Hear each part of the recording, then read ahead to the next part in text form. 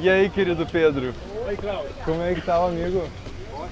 Tudo bem? Tudo bem, tudo bem. Tudo bem? E essas maravilhas que tem aí? Uma vez você me deu uma folha, tá crescendo devagarinho, devagarinho. Ah, eu te dei uma folha? É, pra mim plantar do figo, mas demora até virar uma planta grande.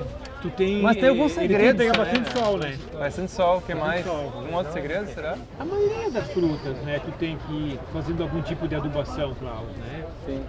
Na adubação orgânica, muito menos, porque a forma como a gente trabalha o solo, a reciclagem de nutrientes acontece naturalmente ali, né? Quando eu era jovem, a minha família, meus pais, ainda não se usava agrotóxico e nem adubação química porque não tinha, né? Essa química toda não tinha chegado ainda no agricultor, né?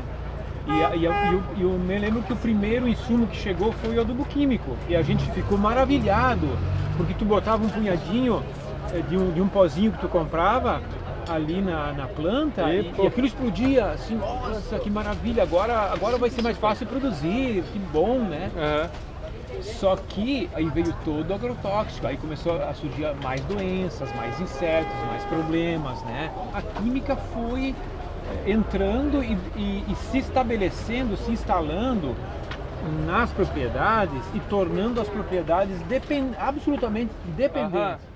Porque o agricultor ele foi moldando a sua propriedade, né, em função dessa química toda.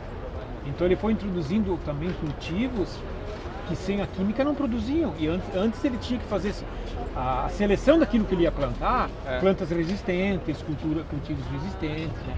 Sim.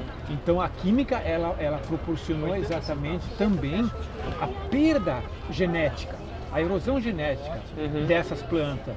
Eu me lembro tipos de ameixa, de pera, de maçã que se produzia, de uva e que sumiram, não tem mais, né? Por quê? Porque o agricultor foi introduzindo variedades mais aperfeiçoadas, né?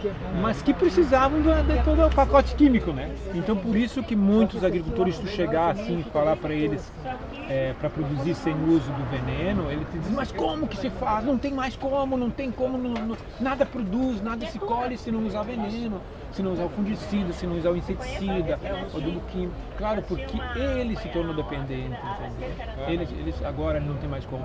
Então ele tem que fazer a transição, né? Acho que a gente Recuperar. Então tá, muito obrigado. Até mais. Valeu, Flávio. Até mais, hein? Obrigado. Tchau, querido.